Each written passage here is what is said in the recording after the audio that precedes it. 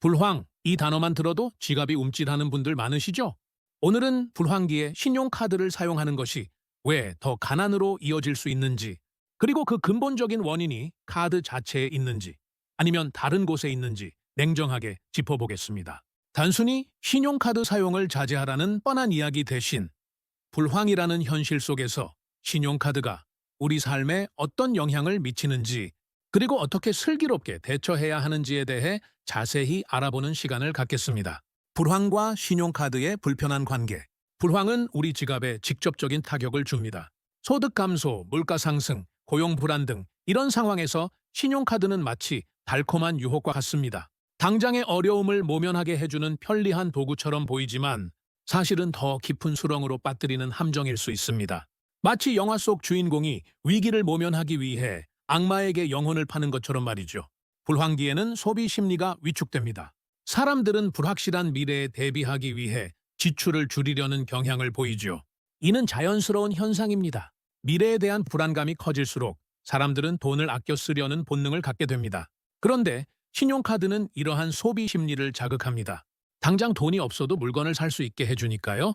지금의 욕구를 충족시켜주는 신용카드의 편리함은 불황이라는 현실 앞에서 더욱 치명적인 유혹으로 다가옵니다.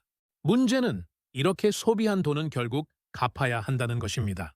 카드 대금 결제일이 다가올수록 우리는 갚아야 할 빚의 무게에 짓눌리게 됩니다. 신용카드가 당신을 가난하게 만드는 이유. 과소비 유발 신용카드는 지금의 고통을 줄여줍니다. 할부, 리볼빙 등을 통해 당장의 지출 부담을 덜어주죠.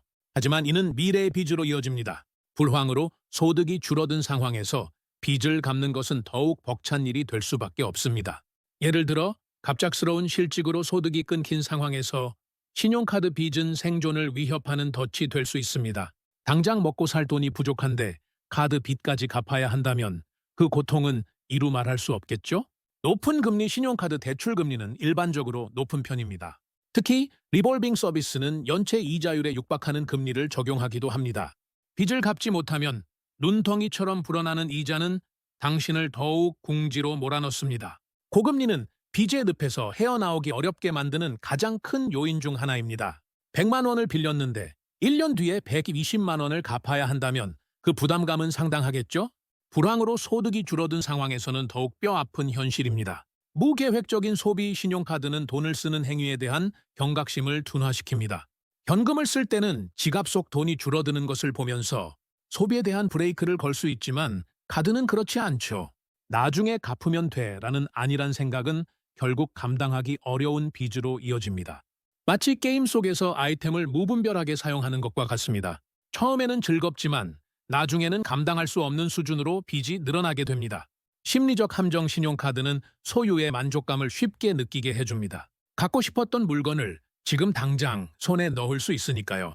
하지만 이러한 심리적 만족감은 일시적일 뿐입니다. 카드 명세서를 받는 순간 뼈아픈 현실과 마주하게 됩니다.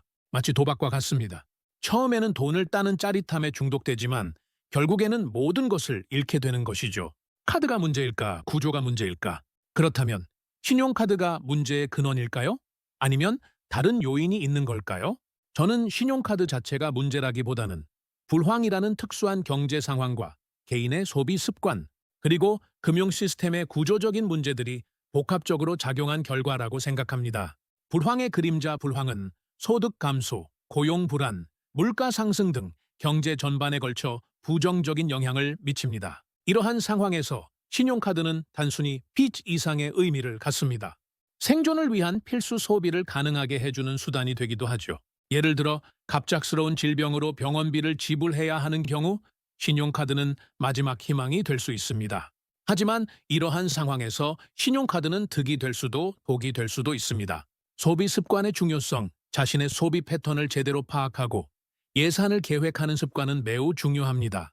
충동적인 소비를 줄이고 합리적인 소비, 습관을 갖는 것은 어떤 경제 상황에서도 재정적 안정을 유지하는 데 필수적입니다. 불황일수록 자신의 소비 습관을 되돌아보고 불필요한 지출을 줄이는 노력이 필요합니다. 금융 시스템의 역할. 금융 시스템은 개인의 신용을 평가하고 적절한 대출 상품을 제공해야 합니다. 과도한 신용카드 발급, 무분별한 대출, 권유 등은 개인의 재정적 위험을 증가시키는 요인으로 작용할 수 있습니다. 금융 시스템은 개인의 재정적 어려움을 돕는 역할을 해야 하지만 때로는 빚의 늪으로 빠뜨리는 원인이 되기도 합니다. 불황을 이겨내는 현명한 소비 습관. 예산 계획 수립 월별 수입과 지출을 꼼꼼하게 기록하고 예산을 계획하세요. 불필요한 지출을 줄이고 저축하는 습관을 들이는 것이 중요합니다. 예산을 세우는 것은 마치 항해를 위한 지도와 같습니다. 지도를 가지고 있다면 폭풍우 속에서도 안전하게 항해할 수 있겠죠? 신용카드 사용 최소화, 신용카드 사용을 줄이고 현금이나 체크카드를 사용하는 습관을 들이세요. 신용카드는 꼭 필요한 경우에만 사용하고 할부보다는 일시불 결제를 하는 것이 좋습니다. 현금은 소비의 브레이크 역할을 합니다. 현금으로 결제하면 돈이 눈앞에서 사라지는 것을 보면서 소비에 대한 경각심을 가질 수 있습니다. 합리적인 소비 가격 비교를 통해 가장 합리적인 선택을 하고 충동적인 소비를 자제하세요. 꼭 필요한 물건인지 예산 내에서 구매 가능한지 꼼꼼하게 따져보는 것이 중요합니다. 가성비를 따지는 것은 현명한 소비의 기본입니다. 조금이라도 더 저렴하게 좋은 품질의 제품을 구매하는 것이 중요합니다. 재테크 공부 금리, 환율 투자 등 재테크 관련 지식을 쌓으세요. 불황에도 자산을 지키고 불리는 방법을 배우는 것은 매우 중요합니다. 재테크는 미래를 위한 투자입니다. 지금부터 조금씩 공부하고 실천한다면 미래에는 더욱 풍요로운 삶을 누릴 수 있을 것입니다. 전문가 상담, 재정적인 어려움을 겪고 있다면 전문가의 도움을 받으세요. 재무 상담, 신용 회복 프로그램 등을 통해 문제를 해결할 수 있습니다. 혼자 해결하기 어려운 문제는 전문가의 도움을 받는 것이 좋습니다. 전문가의 객관적인 조언을 통해 문제를 해결하고 더 나은 미래를 설계할 수 있습니다. 마무리, 불황은 누구에게나 힘든 시기입니다. 하지만 현명한 소비 습관과 철저한 준비를 통해 이 위기를 극복할 수 있습니다. 신용카드를 사용하는 것은 마치 얇은 얼음판 위를 걷는 것과 같습니다. 조심스럽게 그리고 신중하게 자신의 발걸음을 관리해야 합니다. 오늘 말씀드린 내용이 여러분의 재정 관리에 조금이나마 도움이 되기를 바랍니다. 이 영상이 여러분의 현명한 소비 생활에 작은 이정표가 되기를 바랍니다. 불황 속에서도 긍정적인 마음을 잃지 않고 꾸준히 노력한다면 우리는 반드시 이 어려움을 이겨낼 수 있을 것입니다. 여러분의 밝은 미래를 응원합니다.